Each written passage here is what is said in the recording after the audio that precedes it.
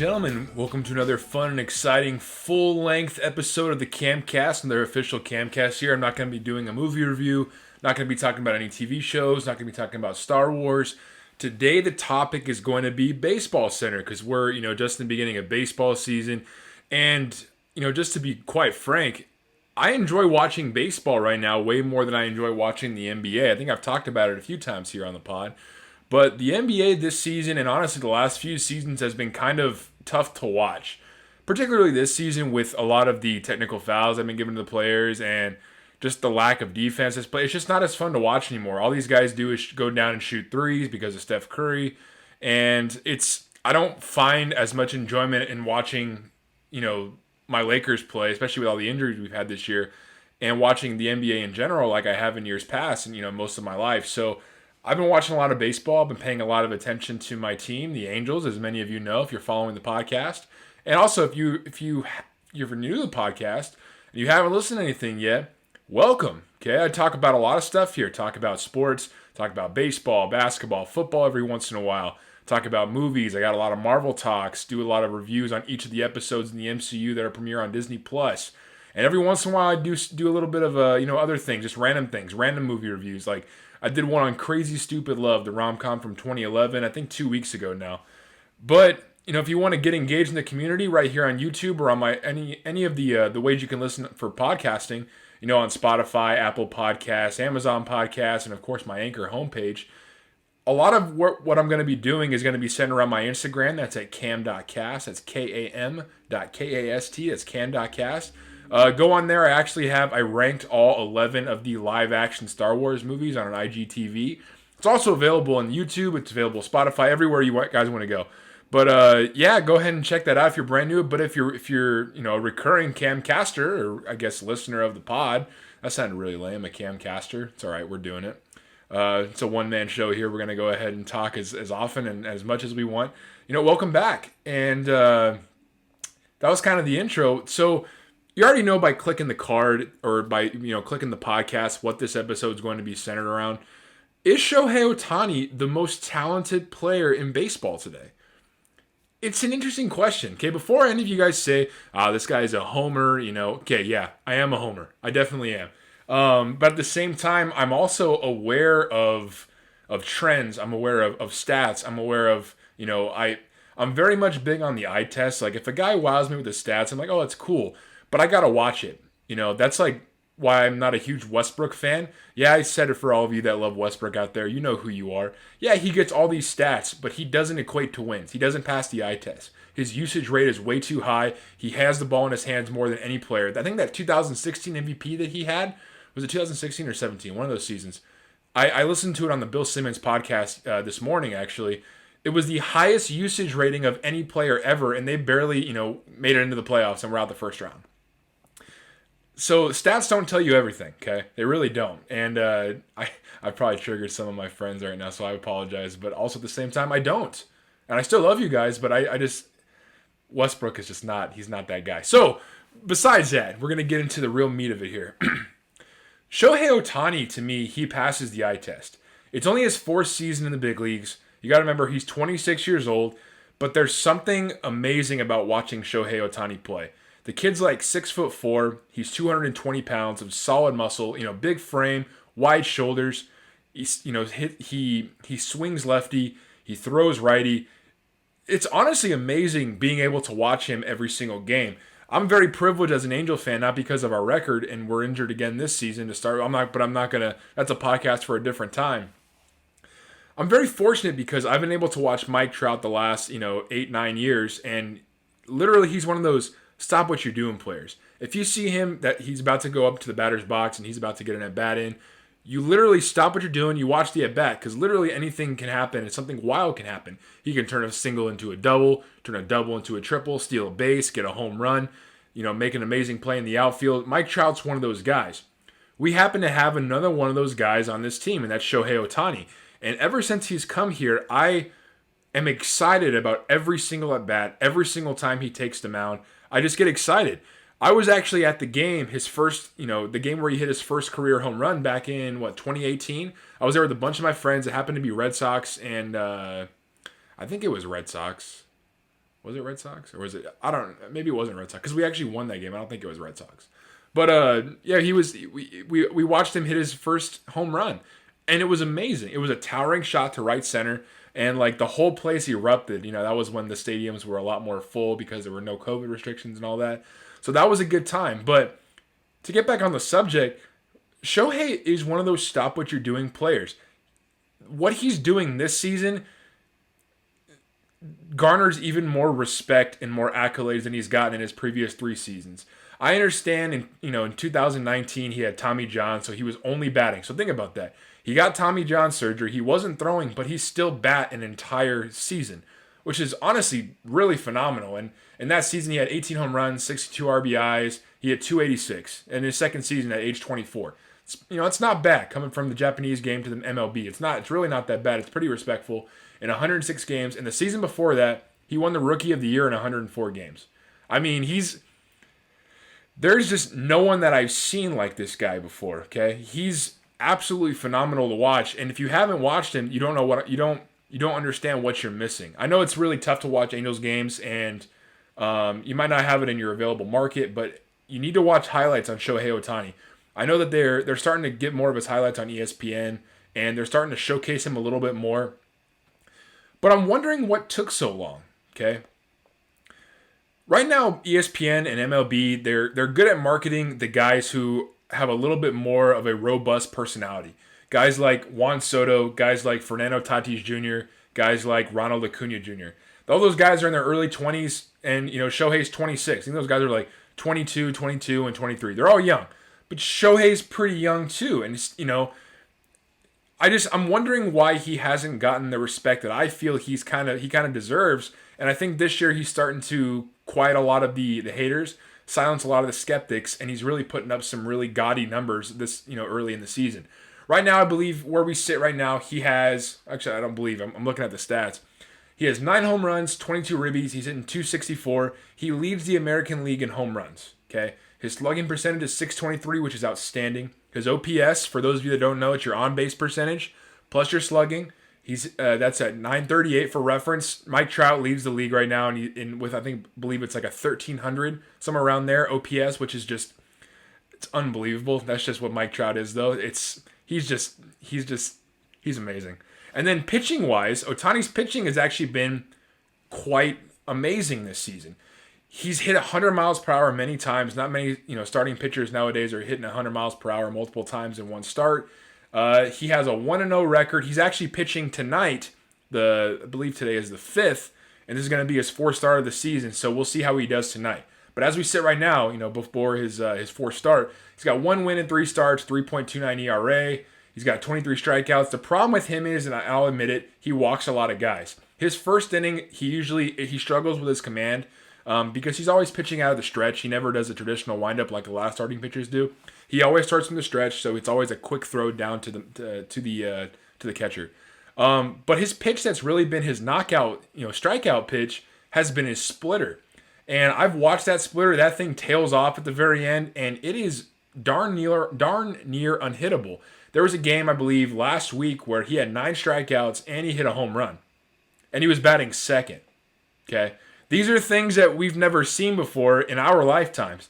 The last person, okay, this is a known stat. The last person in Major League Baseball that was a starting pitcher that led the league in home runs at the same time that they were a starting pitcher was Babe Ruth. And in my opinion, a lot of Babe Ruth stats don't really count. A lot of purists out there might not like that. But for me, Babe Ruth played in a time where black people couldn't play in baseball, Hispanic people couldn't play in baseball, Asians couldn't play in baseball. And that's a lot of what baseball is today. It's more of a well-rounded game. You get talent from all over the world. So Babe Ruth was kind of a product of his environment. And I don't know if you guys have seen how those pitchers used to pitch back in those days. They were serving up like 75-mile-per-hour gift balls. So this big oaf of a guy, Babe Ruth, was able to clobber these things out into, basically to Central Park when he was at the Yankees. And it's just, I can't compare the two. So Shohei Ohtani is virtually doing something that we've never seen before. He's batting second. He's throwing 100 miles per hour. He's got an amazing exit velocity when he's swinging the ball, and he steals bases. One of the most underrated parts of his game is his speed. Let's just go back to the stats now, okay? In this early season, right, we're about a month and about a month out, right? About a month out. He's got 6 stolen bases. He has 2 triples and 7 doubles. I mean, Shohei just runs, and I've been able to see a couple times where, he hits a little bloop into right or left field, and he turns that single into a double. He's got some amazing speed. He's got these long legs and that, those long strides, and he's able to get out there like really quick. Where when you watch Mike Trout run, he runs kind of like he's a running back in the NFL, right? Really short, really quick feet. But Shohei is a lot different. His legs are a lot longer, so he's taking these long, aggressive strides, and he is fast. That's one part of his game that I don't think a lot of people really notice if you don't watch him play. He's quick. Like, it's honestly really impressive. So, I don't know. I'm not sure if I'm making a good enough point for why I believe he's the most talented. I'm not saying Shohei Ohtani is the best player in baseball. Okay, that'd be blasphemous. That's Mike Trout. But I think overall, Shohei Ohtani is the most talented, most well-rounded player in baseball. There are a couple stats I was able to find to kind of solidify that point. Okay, I'm going to get a little nerdy on you guys right now, so I'm warning you, okay? Just hear me out, okay? Currently, Shohei Ohtani is the 4th highest in baseball in sprint speed at 29.1 feet per second. He is well above the 80. His average exit velocity of his batted balls is at 91.4 miles per hour. That's above the league average of 88.4. Okay, his max exit velocity of a batted ball is 119 miles per hour. There is only one person in Major League Baseball that hits the ball harder than Shohei Ohtani, and it's Giancarlo Stanton, that buff dude that just he's way inside, and it's Giancarlo Stanton. That's the only guy that hits harder than Shohei Ohtani of everyone in baseball. Okay, that's honest. That's phenomenal. And that guy, and you guys have seen Giancarlo Stanton hit the ball. That fucker launches that shit. He did it last night against the Astros. God, I hate the Astros. Sorry, I got to get that in there because we all know that I can't stand them. I really can't stand them. Anyways, and then his barrel rate, which is, batted ball, being able to make contact at all, is at 24%, which is the best in baseball, okay? That's him as a batter. Now let's get some of these interesting stats about him as a pitcher. His strikeout rate, 37.1% strikeout rate. That's 8th highest among all starting pitchers. Average fastball velocity at 97 miles per hour. That's the 9th highest among starting pitchers. The max fastball velocity, like the fastest he's thrown a pitch this season, is 101.1 miles per hour, which is the 3rd fastest pitch by any starting pitcher this season. And finally, his swing and miss rate, a lot of that being via the splitter, is at a 16.3%, which is 9th highest among all starting pitchers in baseball. That's in some really key, areas of just performance and speed. Shohei Ohtani is top 10 in both batting and pitching. That is phenomenal. Things that we've never ever seen before. I mean, yeah, we've known that some pitchers have the ability to rake, like Madison Bumgarner's a really good hitter, Zach Greinke's a really good hitter, but Shohei Ohtani in the American League is batting second and pitching at an amazing rate. Like, this is phenomenal. I mean, if he keeps this up, he's going to win probably about 9 to 11 games, strike out roughly 150 batters, have an ERA between 3.5 and 4.5. I'm being realistic, okay? Have a whip maybe at about 1.3, but he'll slug like 35 home runs, have about 90 RBI, about 20 stolen bases, 9 triples, 25 doubles. That's ridiculous. We will never see anybody. I can't foresee anybody being able to do that ever. Okay, there's a reason why people there is a reason why people are not batting and pitching at the same time, trying to do both of them in Major League Baseball. It's hard. It's very taxing on the body, and the reason why Babe Ruth was able to do it back in the 20s is, like I said, because it didn't take, my opinion is, and I mean, it's not like I was back there in the 20s and I was watching baseball firsthand, but you got these guys that aren't in really good shape. These pitchers are throwing them gift pitches all the time. Their pitching wasn't an art like it is now. They didn't maximize spin rates. They didn't, the windups weren't as good as they are now. Things are a lot different now. Because of analytics, baseball is harder than it's ever been before. And because of that, I don't really count anything that those guys did back then. You might disagree with me, but that's just how I look at it. I think that the modern game, to me, which is the last 40-ish years, I think since the 70s, that's when baseball really became more modernized, especially the last 10, 15 years with a lot more money. Ever since Moneyball, basically in the 2002 Oakland A's, things are completely different. It's much harder to play baseball now than it's ever been before. And you have a guy from Japan, okay, 26-year-old kid from Japan who's coming in and he's succeeding at a very high rate as both a hitter and a pitcher. It's unprecedented and it's amazing. And I don't feel like he's getting the respect that he deserves. I mean, maybe that's unfair too. He has to do it for a full season. We haven't really been able to see him do it for a full season. Last year was only a 50-game season. And I believe last year, I think he only played in, 27 games. He played in about half the games last season. He was injured a little bit. So I understand. I get the gripes. I get it. But you guys need to watch this guy play. Actually, no, he played 44 games last season. My apologies. You guys need to watch this guy play. I promise you, he is one of the most fun players I've ever watched. He's probably number two. Number one, of course, being Mike Trout. And I've been lucky enough to watch both of them play together for the last 4 years. That's the one thing that as Angel fans do have. We have Mike Trout and Shohei Ohtani. We have zero pitching,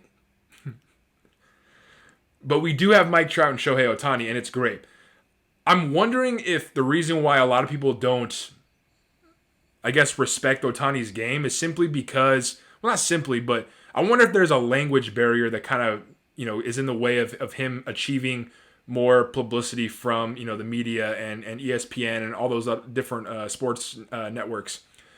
Because, guys like, Fernando Tatis and, Vladimir Guerrero Jr., all these guys, they're a little bit more well-marketed than Shohei is. And I don't want to play that card because, I don't know the answer. I'm not going to sit here and just say that, it's probably because of this reason because I don't know. Plus, like I said, I'm pretty biased. You guys should know that by now, me being an Angels fan. But in my opinion, he really is the most talented player in Major League Baseball right now. I don't know if obviously I don't put a lot of stock into when MLB does their top 100 players thing every single year. It's pretty laughable. And then in this year, there was no Shohei Ohtani in the top 100. Okay, there wasn't. Here's some guys that I think that he's better than that are in the top 30. I'm just going to go 30, okay? Just purely position players. I'm not going to talk about pitchers, okay? I'd rather have him than Trey Turner. I'd rather have him than DJ LeMahieu. I'd rather have him than... Why is Will Smith number 24? The catcher for the Dodgers. Why is he... Okay. That's a joke, right? That can't... I guess it's real. Yeah, I'd rather have him than Will Smith. Definitely rather have him than cheating Alex Bregman, who's definitely got the most punchable face in all of Major League Baseball. You can quote me on that. I'd rather have him over George Springer, for sure. Another cheater. But now he's in Toronto. He's north of the border. Let's see how they handle cheaters up there. I'd rather have him than Jose Ramirez, for sure. And he's number 11. I'd rather have him than JT Realmuto, the catcher for the Phillies. Rather have him definitely right now than Francisco Lindor, who's sitting like $160 for the New York Mets after getting a 10-year, $340 million contract. Yes, I remember all these numbers. It's just how I work, but you get the point. Shohei's underrated, and I'm not sure why he's not getting the respect that he deserves, but just as long as he can stay healthy and play 3/4 of his games this season, he's got a potential to win the MVP this season because he's so talented. He affects the game more than anybody else right now. Okay? When he's batting second and he's pitching, he is responsible for probably 60 to 75% of the team's success that night. So he's literally the game is on his shoulders, and I think that he's built for that. I think he loves it, and I'm excited to see what he does moving forward. But yeah, you guys, I think he's the most talented player in baseball.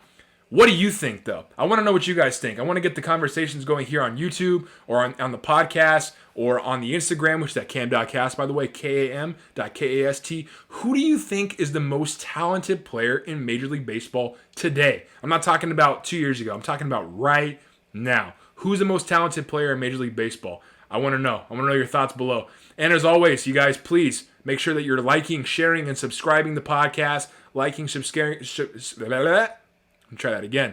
liking, sharing, and subscribing on the YouTube. Making sure that you guys are sharing to all your friends and family that like baseball, that like movies.